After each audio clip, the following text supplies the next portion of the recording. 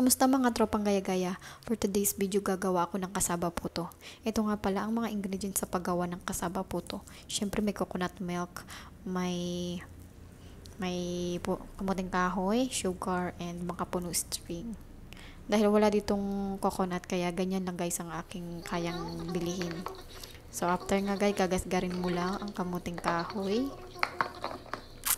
Siyempre nakakapagod guys, kaya tingnan nyo naman itsura ko dyan. Pagod na ako dyan. Diba?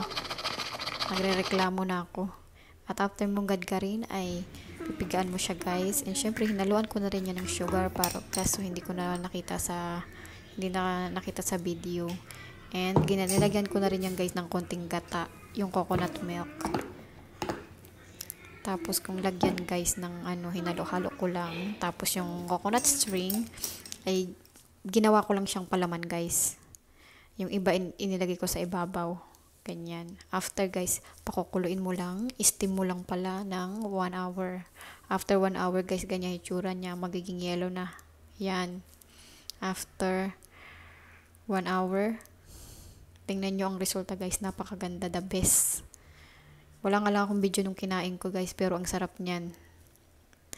Sarap niya guys talaga. Nagustuhan niya ng mga friends ko. Kaya sa susunod gagawin ko ulit. Kaso nakakapagod guys. Ang mahal din ng kamuting kahoy dito.